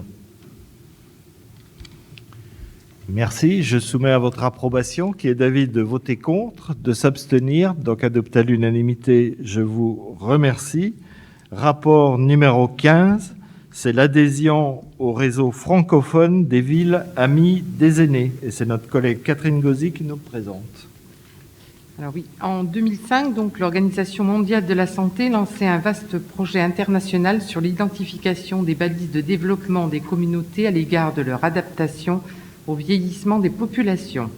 L'objectif poursuivi aujourd'hui est d'adapter notre territoire à une population vieillissante pour permettre d'améliorer ses conditions d'épanouissement. Le réseau francophone des villes amies des aînés, association sans but lucratif, a pour but de développer au niveau francophone la démarche initiée par le réseau mondial des villes amies des aînés et de l'OMS. Le réseau accompagne les collectivités dans la mise en œuvre du projet et valorise leur initiative. Il permet également de favoriser les échanges d'informations et de bonnes pratiques entre les adhérents et créer ainsi les conditions d'une meilleure adaptation des territoires aux aînés, en particulier en favorisant le vieillissement actif des habitants et en soutenant la dynamique ville amie des aînés autour de 3 principes: la lutte contre l'agisme, le sentiment d'appartenance au territoire des habitants et la mise en place d'une démarche participative et partenariale. Au vu des éléments énoncés ci-dessus, il semble important aujourd'hui pour notre collectivité de participer à cette dynamique et d'adhérer au réseau. Les principes fondamentaux et les différentes étapes de la démarche Ville Amie des aînés sont les suivants. Dans un premier temps, élaborer un diagnostic territorial autour des 7 thématiques: transport et mobilité, habitat, espace extérieur et bâtiment, lien social et solidarité, culture et loisirs, participation citoyenne et emploi, autonomie, services et soins, information et communication. Dans un deuxième temps, définir un plan d'action Ville Amie des aînés, le mettre en œuvre et l'évaluer. Ensuite, informer annuellement le réseau de l'ensemble des étapes du projet et transmettre des documents s'y rapportant. Participer à la vie réseau francophone, échange et valorisation de bonnes pratiques sur le site internet, mais également participer donc aux événements. Il est donc proposé au conseil municipal d'autoriser l'adhésion à la collectivité du réseau francophone des villes amies des aînés et au réseau mondial des villes amies des aînés de l'OMS, de désigner donc moi-même adjointe au délégué à l'action sociale en tant que titulaire et Madame Guinaud Élise, directrice adjointe du pôle Solidarité et Action sociale, en tant que suppléante, pour représenter la collectivité au sein de l'association. De s'engager à verser annuellement la cotisation dont le montant est déterminé en fonction du nombre d'habitants. Et donc pour cette année, la cotisation s'élèvera à 315 €. Merci Catherine. Avez-vous des questions, des remarques? Il n'y en a pas. Je soumets à votre approbation qui est d'avis de voter contre, de s'abstenir. Donc dossier adopté, je vous remercie. Vous avez ensuite les informations au conseil municipal, donc le renouvellement d'adhésion aux associations, des demandes de subventions, la première dans le cadre de la saison culturelle au niveau, pour la programmation. Vous avez ensuite des demandes de subventions dans le cadre de rénovation de l'éclairage, donc dans le cadre du décile. Vous avez également des louages de choses, le centre de vaccination que nous avons installé à Nelson Mandela il y a pas très longtemps, le centre de dépistage qui est rue du Midi depuis plus longtemps, et l'occupation de l'immeuble désaffecté, donc c'est les anciens locaux de l'INITA qui pourront être utilisés donc dans le cadre d'entraînement des personnels des unités opérationnelles de la direction interrégionale des services pénitentiaires de Dijon. Vous avez eu également le rapport social unique, et vous avez pu voir que ce rapport social unique de l'année 2020 a été présenté au CT qui s'est réuni le 17 décembre dernier. Et voilà pour les informations. Et nous en arrivons aux vœux en faveur de la défense d'une 7e classe à l'école élémentaire des Huches François Mitterrand.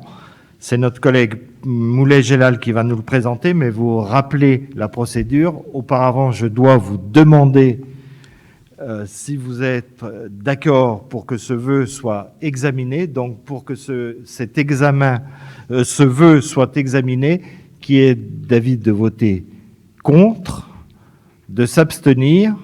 Donc, je vous remercie, chers collègues, et notre collègue Moulet-Gélal, qui, avec les élus de la majorité, s'est beaucoup mobilisé contre cette fermeture, avec les parents des enfants scolarisés dans cette école et avec les enseignants, qui ont aussi un devoir de réserve, mais néanmoins sont aussi de grands professionnels.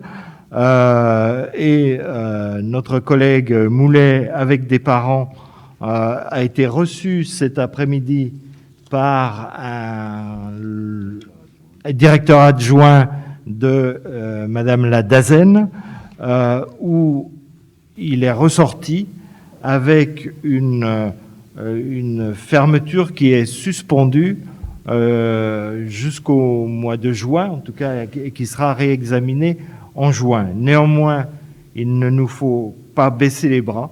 La vigilance et compte tenu effectivement de l'importance de cette classe, avec une mobilisation, je l'ai dit, des parents qui sont complètement intégrés à cette école, avec une équipe enseignante qui fait un travail formidable, et avec des élèves et des parents qui peuvent être quelquefois en grande difficulté et qui ont un besoin d'être accompagnés. Et c'est le sens que nous faisons, en tout cas, et c'est surtout pas à Quetigny que nous baisserons les bras au niveau de l'éducation notamment. Moulet. Merci, monsieur le maire. Depuis de nombreuses années, l'école élémentaire Les Huches François Mitterrand, tout comme l'école maternelle, est l'objet de toutes nos attentions. Cet établissement scolaire accueille de nombreux enfants issus d'un quartier qui était encore classé il y a peu en zone urbaine sensible. L'équipe éducative est très impliquée dans la réussite scolaire des élèves et elle sait pouvoir compter sur l'appui de la ville qui apporte un soutien humain et matériel renforcé, ainsi que sur la mobilisation constante des parents d'élèves.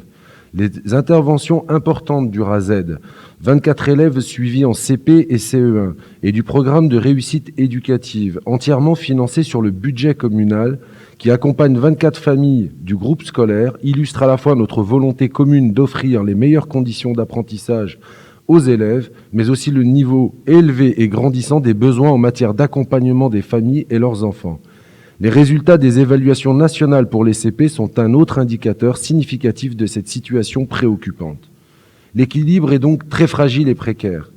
Les dernières données sociales fournies aussi bien dans le cadre de l'analyse des besoins sociaux que de la Convention territoriale globale démontrent une paupérisation et une précarisation croissante de la population de ce quartier qui abrite, beaucoup plus qu'ailleurs, des familles monoparentales ou allophones.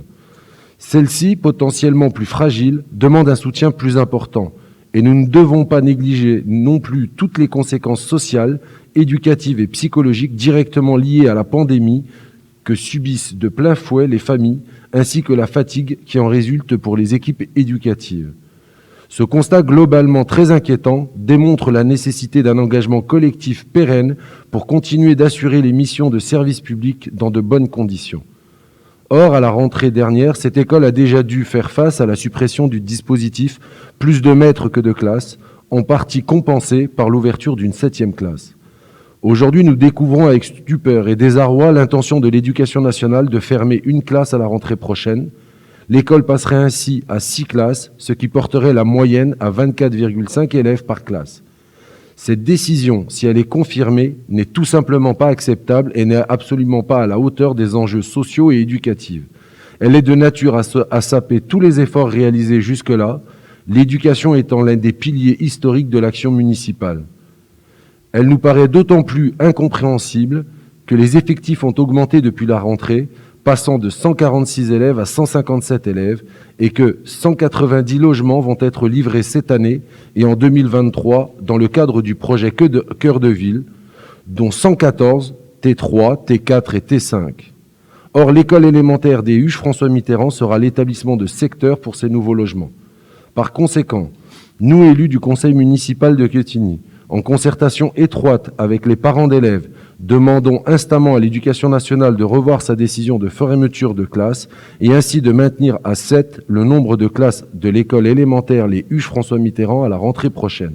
Dans le cas contraire, nous nous réservons la possibilité de mobiliser tous les moyens utiles pour contester cette décision qui va à l'encontre de l'épanouissement et de la réussite éducative des enfants.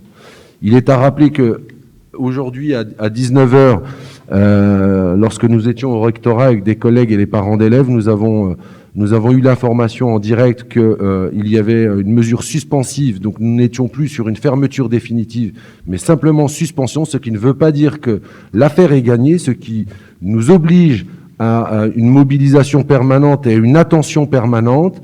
Je tiens tout d'abord à remercier aussi l'ensemble des parents d'élèves qui se sont tous mobilisés sans compter depuis 8 jours, puisque l'information nous est parvenue il y a à peine 8 jours de cette volonté de fermer une classe à l'école des Huches François Mitterrand.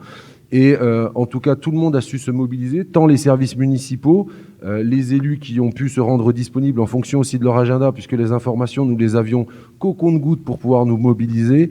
Et c'est le fruit aussi d'un engagement permanent et de relations institutionnelles de qualité, malgré tout, avec l'Éducation nationale, ce qui nous a permis aussi de nous faire entendre.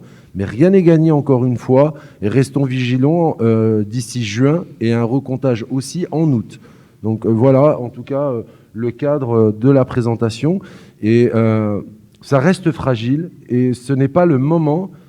Nous le savons que l'ensemble des acteurs éducatifs subissent depuis 2 ans, sont maltraités depuis 2 ans, de par, en fait, cette crise sanitaire où différents protocoles, en 8 jours, nous avons 4 à 5 protocoles sanitaires qui arrivent, où ces enseignants doivent s'adapter en permanence, se mobiliser pour essayer de rattraper ou d'éviter que des enfants se retrouvent en décrochage scolaire, et pour à la fin arriver à un stade, ce serait un méchant message, un dur message que de fermer cette classe, en tout cas sur le groupe scolaire des Huches François Mitterrand. Merci Moulet. Y a-t-il des interventions? Il n'y en a pas. Donc voilà, tout est dit. Moulet l'a rappelé. La ville met beaucoup de moyens dans l'éducation et elle a supplé l'État qui s'est beaucoup désengagé dans le cadre du PRE par exemple, où nous avons repris tous les financements. nous nous sommes engagés, nous l'avons vu ici, dans le cadre d'un plan de renouvellement de matériel numérique important. C'est aussi l'intervention de musiciens au sein des écoles. Et c'est aussi le travail des associations à travers l'aide aux devoirs, par exemple, mais aussi la passerelle qui accueille aussi ces enfants sur des heures périscolaires. C'est tout un ensemble d'activités, en tout cas d'accompagnement pour les enfants et les familles qui seraient mis à mal. Donc, c'est même pas imaginable d'envisager donc cette fermeture et nous nous battrons effectivement énergiquement. Moulet l'a rappelé. Voilà, merci. Je soumets au vote ce vœu qui est d'avis de voter contre, de s'abstenir, donc adopté à l'unanimité. Je vous remercie. Il nous reste 2 questions orales donc présentées par le groupe Réinventant Quetigny. Vous vous rappelez le principe, donc la personne présente, représentant donc Monsieur Maguet en l'occurrence au nom de Réinventant Quetigny, présente la question orale, j'y réponds et il n'y a pas d'échange d'aller et retour sur ce type d'organisation. Donc, je vais inviter Monsieur Maguet, donc au nom de Réinventant Quetigny, au sujet de la question des suites du vœu sur le chauffage des immeubles HLM Fontaine Village. Monsieur le maire, le conseil municipal du 14 décembre 2021 a voté à l'unanimité un vœu sur les difficultés de chauffage rencontrées récemment par les locataires des bâtiments HLM de Fontaine Village. Dans ce vœu, tout en prenant acte des premières réponses positives de CDC Habitat aux exigences des locataires, le conseil municipal s'engage à inciter le bailleur CDC Habitat à prévoir plusieurs dispositions pour garantir sur la durée un chauffage de qualité aux locataires. Il propose également qu'une réunion se tienne fin janvier entre CDC Habitat et les locataires, avec la participation des 3 composantes du Conseil, pour faire le point sur les réalisations effectuées, examiner les questions et demandes apportées par les locataires pour la période à venir. Nous sommes le 8 février. Nous vous demandons, monsieur le maire, de nous dire si cette réunion est prévue prochainement et si ce n'est pas le cas, quelles en sont les raisons. Merci. Alors effectivement, la plupart des graves dysfonctionnements du chauffage subis par les locataires des logements HLM de Fontaine Village ont été résolus à la fin du mois de décembre, une fois la nouvelle chaudière installée et des interventions techniques complémentaires réalisées par Cofeli. Le bailleur confirme que les locataires bénéficient aujourd'hui d'une température normale dans leur logement. Je voudrais juste rappeler que début janvier, il y avait encore un logement, effectivement, qui n'était pas chauffé suffisamment et il fallait intervenir sur les conduites à l'intérieur du logement. Il fallait procéder à un désembouage des conduites. C'est aujourd'hui fait, ce qui nous permet, et c'est pour cela d'ailleurs que nous n'avons pas organisé la réunion, parce qu'il était trop tôt et je pense qu'il nous fallait plus de recul pour pouvoir observer plus finement. Et c'est pour ça que cette réunion, bien sûr, va avoir lieu. Nous nous y sommes engagés. S'agissant des différents points évoqués lors des précédents conseils municipaux de la réunion avec les locataires, il est proposé qu'une rencontre s'organise avec le bailleur au printemps, dans les semaines qui viennent. Je pense que fin février, début mars, par exemple, après les vacances scolaires, à la fin de la période de chauffe, pour en tirer tous les enseignements. Et c'est bien l'intérêt. Et celle-ci pourra prendre la forme d'une réunion, voire d'une visite patrimoine sur place, pour évoquer avec les locataires différents sujets en lien avec la qualité de vie dans leur logement, parce qu'effectivement, en décembre, nous avons beaucoup parlé de chauffage, mais il n'y a pas que le chauffage, et c'est aussi pour parler de leur environnement immédiat. Donc je vous propose cette réunion, effectivement, dans les prochaines semaines. Mais elle se tiendra, évidemment, puisque c'est un engagement que nous avons pris. Et je vous invite à poser votre deuxième question.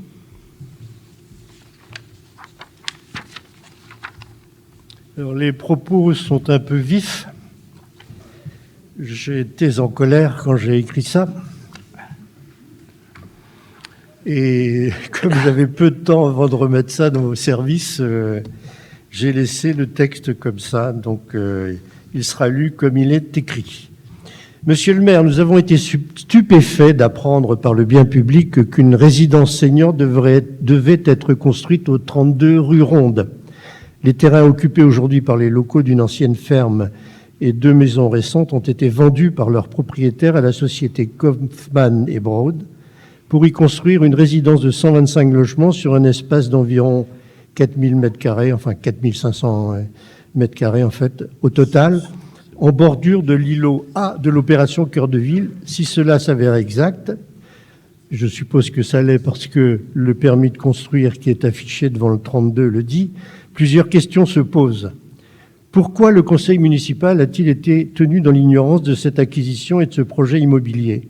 Nous savons par ailleurs que vous avez refusé la proposition de ce promoteur de construire des logements ordinaires destinés à tout un chacun. Vous avez tenté, nous a-t-on dit, d'acquérir le hangar de l'ancienne ferme pour y aménager des parkings, sans résultat. Aucun projet tel que celui prévu par Kaufmann et Broad n'apparaît ni dans votre programme, ni dans le, alors c'est pas le PADD, mais c'est le POA, attaché au PLU de Quetigny de 2016, redéfinissant le cœur de ville, ni dans celui de la métropole de 2019, ni dans les projets de sites reprécisés dans la modification du PLU IHD actuellement en cours. Pourquoi ? Ce projet est-il destiné à remplacer le village senior prévu sur le site de l'ancienne crèche ? Pourquoi la municipalité n'a-t-elle pas usé de son droit de préemption pour acquérir ces surfaces et bâtiments, pour y débattre d'un autre projet éventuel et permettre aux habitants de donner leur avis ? Nous sommes outrés par votre attitude, par le mépris dans lequel vous tenez une partie du conseil municipal. Vous aviez sans doute peur d'affronter une bonne partie de nos concitoyens qui considèrent le quartier en construction sur l'îlot A de la ZAC comme un étouffoir, loin de l'appellation chambre verte utilisée par les urbanistes et les promoteurs pour vendre et faire du profit.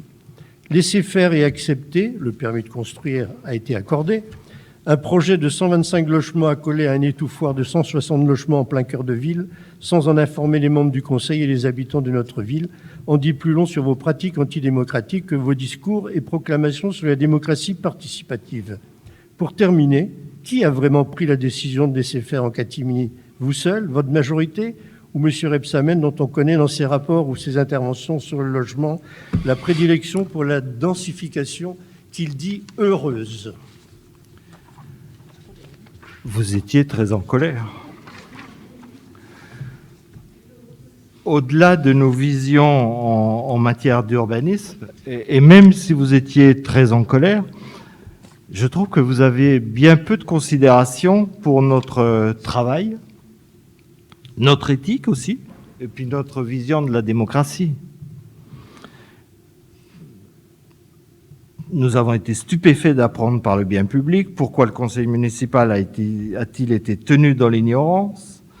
Un projet de 125 logements accolé à un étouffoir de 160 logements en plein cœur de ville, sans en informer les membres du conseil municipal et les habitants de notre ville, on dit plus long sur vos pratiques antidémocratiques que vos discours et proclamations sur la démocratie participative, et nous aurions laissé faire en catimini. Pas facile. Comment imaginer de travailler ensemble dans ces conditions-là ? Et d'ailleurs, pourquoi nous le ferions ? Ce projet, Kaufmann and Broad, a fait l'objet d'un point d'information précis et complet dans le compte-rendu du bureau municipal du 28 juin 2021 et qui a été diffusé donc à l'ensemble des élus. Et ce compte-rendu, je ne résiste pas de vous le lire. C'était il y a 7 mois et demi, Monsieur Maguet. C'est le point 5 du compte-rendu du bureau municipal du 28 juin, je le répète. Le maire informe que le promoteur Kaufmann and Broad vient de déposer un permis de construire pour un projet immobilier privé. Celui-ci prévoit la réalisation, en lieu et place actuellement de 3 habitations privées, d'un bâtiment à l'intersection de la rue du Cromois et de la rue Ronde. Donc la situation géographique est très précise. Ce projet comprend 125 logements à vocation de résidence-service destinés aux seniors. La municipalité s'est entretenue à plusieurs reprises avec le promoteur, d'autant qu'une partie de l'emprise foncière concernée par le projet Kaufmann & Broad est clairement identifiée comme pouvant accueillir un parking public dans le projet Cœur de Ville. Un emplacement réservé avait d'ailleurs été matérialisé à cet effet dans le PLUI HD. Dans ce dossier, l'enjeu pour la ville est aussi de faire en sorte que ce projet strictement privé puisse respecter au maximum l'identité de Quetigny, d'exiger une cohérence architecturale et la meilleure intégration du bâtiment dans son environnement. À noter que l'instruction du permis de construire devrait se dérouler jusqu'à début de l'année 2022, le 28 juin 2021, Monsieur Maguet. C'est peu d'informations quand même. C'est peu. C'est peu de... Alors, l'information, le compte-rendu du bureau municipal, si vous avez que ça pour informer les Quétinois, excusez-moi, mais c'est peu. Non, mais déjà, d'informer les élus. Et les élus qui peuvent venir nous voir après. Monsieur Maguet, la question des... Vous avez posé votre question, je vous réponds. Depuis, il a notamment été évoqué oralement par le maire lors de la séance du conseil municipal du 21 septembre dernier, où je parlais de l'attractivité de la ville de Quetigny et du projet Kaufmann & Broad et de ses 125 logements. Par ailleurs, ce projet a fait l'objet d'un affichage réglementaire s'agissant du dépôt de permis de construire, puis de son acceptation, puisqu'il respecte en tout point les règles d'urbanisme en vigueur. Comme cela a été clairement indiqué à chaque fois, et comme le précise bien l'article du bien public, mais il ne faut pas vous arrêter au bien public, il s'agit d'une initiative strictement privée sur des parcelles privées. À l'origine, Kaufmann & Broad avait effectivement pour projet de construire des logements en copropriété. Nous avons signifié aux promoteurs que cette programmation ne nous semblait pas pertinente puisque le projet Cœur de Ville vient répondre, au moins à court et moyen terme, aux besoins en matière de logement. Celui-ci a donc imaginé ce projet de résidence pour seniors. Et si nous avons été mis au courant de ce projet, c'est par un des propriétaires qui a été sollicité par Kaufmann & Broad et par les excellentes relations que je peux avoir avec lui, puisque j'ai des liens d'amitié avec la famille Savinski qui était une vieille famille de Quetigny. Et d'ailleurs, pour information, le quartier de la Fontaine Village a été fait sur une propriété de la famille Savinski. Une partie de l'avenue du Cromois, la rue Jacques Brel, la rue des Tournesols est également fait sur un champ qui appartenait à la famille Savinski. Et c'est dans ce cadre-là que nous avons été mis au courant effectivement de ce projet. Mais ce n'est pas Kaufmann & Broad qui est venu nous voir. Nous sommes rentrés en contact avec eux. Quant à l'espace du hangar, il est identifié depuis le début du projet Cœur de Ville comme un emplacement pouvant accueillir un parking au cas où les besoins seraient supérieurs aux prévisions. Vous pourrez le vérifier, et ça aussi, ça demande un minimum de travail, mais il faut travailler ces dossiers. Vous pourrez le vérifier sur l'ensemble des documents qui présentent le projet, et pour le moment, nous n'avons pas encore pris de décision à ce sujet. Par rapport au point 2 de votre question, le projet Kaufmann & Broad n'apparaît nulle part. Pas dans le cœur de ville, effectivement, il ne fait pas partie du projet Cœur de Ville. Il n'appartient pas, nous ne le voyons pas dans le PUI HD, puisqu'il s'agit d'un projet privé qui n'avait absolument pas été prévu par la ville. C'est une initiative privée qui a vu le jour au gré des discussions et négociations qu'ont pu avoir les propriétaires privés avec le promoteur. 125 logements. Contrairement à la petite musique que certains veulent propager, Quetigny est l'objet de nombreuses convoitises de la part des promoteurs qui reconnaissent la qualité de vie de notre commune et donc son attractivité. Avec le projet Cœur de Ville, nous avions la volonté de maîtriser totalement un projet de développement urbain dans la tradition de Quetigny. Petit à petit, avec les différents éléments qui se réalisent, ce projet prend tout son sens. Mais nous sommes attentifs à ne pas sous-estimer la détermination des promoteurs à vouloir s'implanter à Quetigny. Il y a même des projets de plus petite envergure, et il y en a un que vous connaissez, je pense à la rue des Vignes, où à une époque il y avait un peintre de véhicules automobiles, et la propriété, le monsieur est décédé d'ailleurs depuis quelques semaines, la propriété a été vendue, la maison d'habitation a été vendue, et là où il y avait un atelier, aujourd'hui, il y a un promoteur qui fait 2 parcelles, mais je crois que vous connaissez ce dossier. Ensuite, par rapport au point 3, le projet Kaufmann & Broad ne vient en aucune façon remplacer le projet conduit avec AGV sur le site de l'ancienne crèche. Ce sont 2 projets totalement différents, à la fois dans leur offre de service, dans les publics concernés et dans leur montage. En revanche, ils sont potentiellement complémentaires dans l'offre proposée aux seniors. D'après nos informations, Happy Résidence, le futur exploitant de la résidence senior, dépend d'Happy Provence, qui est une association loi 1901, reconnue comme un acteur de l'économie sociale et solidaire en région PACA dans le domaine de l'habitat solidaire. Ils veulent proposer des niveaux de loyer plus charges, plus services accessibles et ainsi s'adresser en priorité aux seniors aux revenus moyens. Et c'est tout l'intérêt. Nous avons transformé le projet initial de Kaufmann en un projet d'intérêt pour les seniors à revenus moyens, voire faibles. Quant au projet AGV, il est bien piloté par la ville et il garde tout son intérêt car il viendra compléter, le moment venu, le parcours résidentiel proposé aux Quetignoises et Quetignois. D'ailleurs, une nouvelle visite est envisageable dans un des établissements gérés par AGV sur l'agglomération dijonnaise pour permettre à tous les élus de mieux connaître ce type de logement.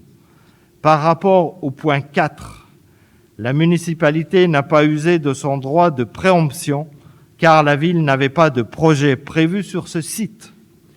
Au-delà, nous n'avions pas d'argument juridique pour nous opposer à ce projet, ni les moyens financiers de contrer l'offre du promoteur. Parce que je rappelle que l'offre du promoteur est à un niveau de prix que nous n'avons pas ou rarement vu à Quetigny. En revanche, notre souci a été dès l'origine de faire en sorte que ce projet respecte au mieux l'identité de Quetigny en matière d'urbanisme et qu'il puisse répondre aux besoins de la population, ce qui nous semble être le cas avec la résidence senior qui vient apporter une autre réponse au vieillissement de la population. La population vieillit à Quetigny comme ailleurs, c'est un fait, une réalité, et notre responsabilité, c'est d'agir à la fois pour permettre aux seniors de bien vieillir à Quetigny et pour favoriser l'installation d'habitants plus jeunes. C'est bien le sens du projet Cœur de Ville. Et les chiffres du dernier recensement nous démontrent malheureusement l'acuité de cette réalité et la nécessité de prendre des initiatives d'ampleur pour y répondre. Et par rapport au point 5, ce projet Kaufmann & Broad a pu voir le jour parce que des propriétaires privés ont accepté de vendre leurs biens immobiliers à un promoteur privé. C'est la liberté de chacun. Voilà la réponse à la question que vous avez posée. C'est cette question qui clôture le conseil municipal d'aujourd'hui. Je vous rappelle que vendredi, nous procéderons avec Promut à la pose de la première pierre du bâtiment Promut, donc au jardin, au verger, route de Couternon. Et la première pierre est prévue à 11h. Voilà, le conseil municipal est terminé. Merci à vous. N'oubliez pas de signer le cahier. Et même si les indicateurs sont mieux, s'améliorent, protégez-vous, prenez le masque, le gel. Et bonne soirée et à bientôt.